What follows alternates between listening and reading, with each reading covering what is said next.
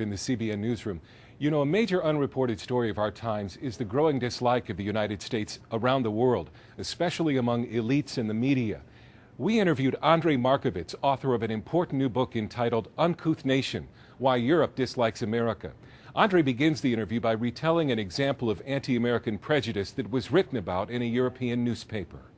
Imagine that London dinner party where people would go around and talk about we really hate the Chinese, and they have, no culture, and they're crude, and they are this, and they have slitty eyes, and et cetera, et cetera.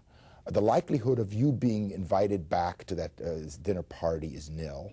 Yet, no one thinks for 1 second at the equivalent London dinner party of constantly talk about Americans as fat, uncultured, idiotic, dumb. Why? And that is what I'm talking about in terms of, that's what I'm trying to get at.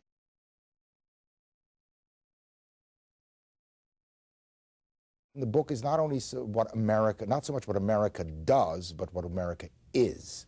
There is a real disdain for what America and Americans are rather than what they do.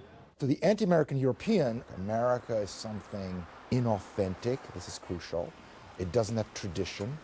It doesn't have values. It doesn't have depth. It doesn't have roots. By the way, this goes back way into the 19th century, that America is this fleeting, superficial, commercial glitter, and hence the title of my book, Uncouth Nation.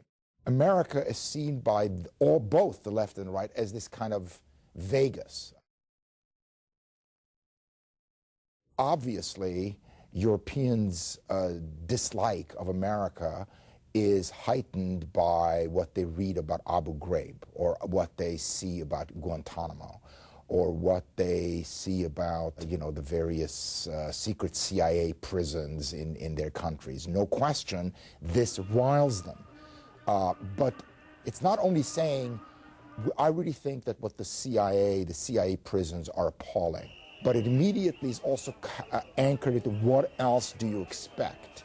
Okay, it's not an issue of an American policy with which you can agree or disagree and you can completely criticize and dismiss. That to me is not American, anti-American.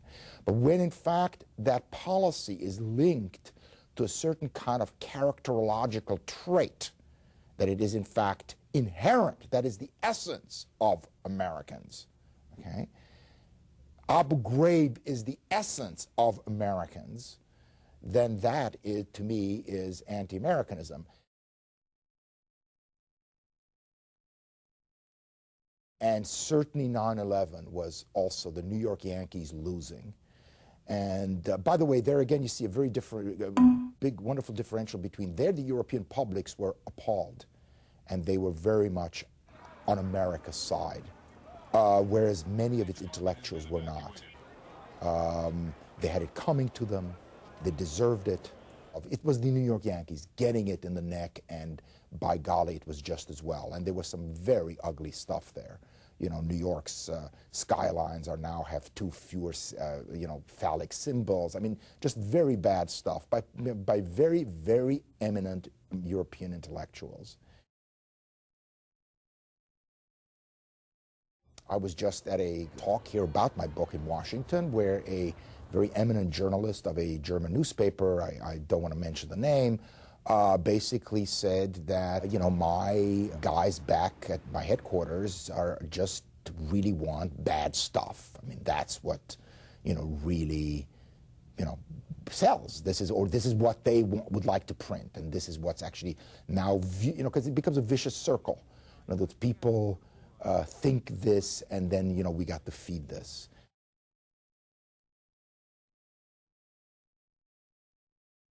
Europeans sometimes carry on as if they were Nicaraguan peasants or Bangladeshi, workers for Nike. They're not. But these are very, very wealthy and rich societies. And they are very much the winners of this globalization. These guys have not had any detriment to their life because of America. If anything, they've only had something very positive by having been part of the American umbrella. And that's what's, to me, quite worrisome and really a form of anti-Americanism.